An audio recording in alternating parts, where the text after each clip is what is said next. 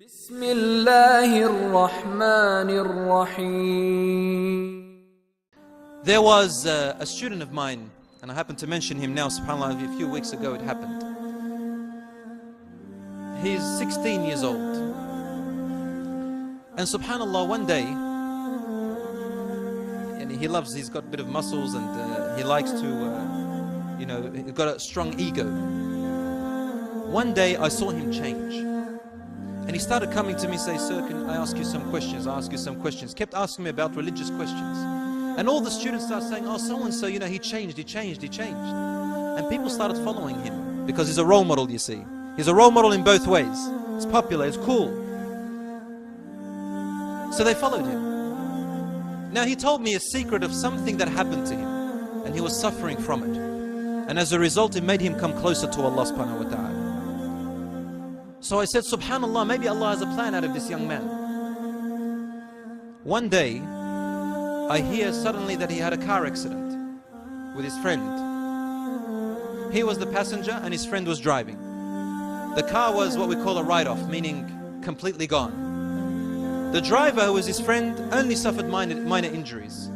As for him, he was put into induced coma. He had ruptured lungs, internal bleeding, ruptured bladder, and there was a possibility that he will die. I thought, subhanAllah, he comes close to Allah and this happens to him. Suffering happens to him, he comes close to Allah and this happens to him on top. Allah has a reason for it. قَدَّرَ اللَّهُ وَمَا شَاءَ فَعَلَ. I went to visit him. After 3 weeks, he's crying. He says, I'm sick of myself. I don't know what to do. I don't know what to say. People don't understand. So we started to talk for about 1 hour. His mother was there and she left. After talking and talking about why Allah subhanahu wa ta'ala puts people through suffering, he said to me, "You know what? My mother, ever since the accident, has not left the side of my bed." He said, "Now you came in, this is the only time she's left." He said, "And at night, when I go to sleep, I can't sleep. I toss and I turn, and all these friends I have." He said, "The only person I want to call is my mother." He said, "I pick up the phone and I call her." He said, "I keep talking to her at 1 a.m. at night, 2 a.m. at night, and she's ready at the phone. I talk and talk, and he says, I just talk for 2 hours sometimes, 3 hours, until I'm calm. I hung up the phone and I go to sleep."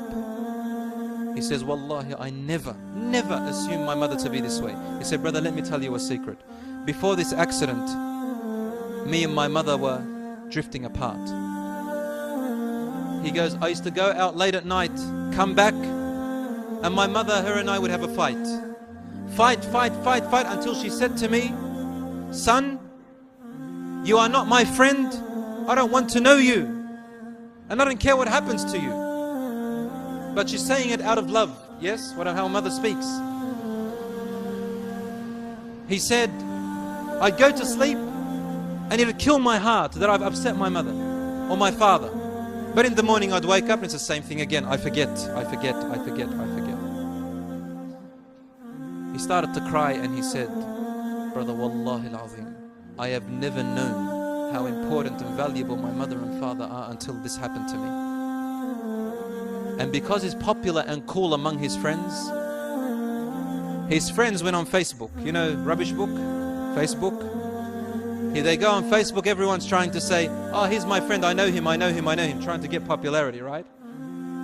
So when he says, "I can't wait to get out and speak to the people about the value of the ni'mah and blessings which Allah gave me. Look at me, I had muscles, now they're gone. Look at me, I was strong, now I can't even walk. Look at me. And he learned these valuable lessons. I said to him, "Brother, Allah has a plan for you. Something in the future, inshallah." He's getting very high marks at school. I said, "Brother, Allah has given you intelligence, and inshallah, something's going to come out. And you watch and see, inshallah, if he will not become a role model in some way." جزاك الله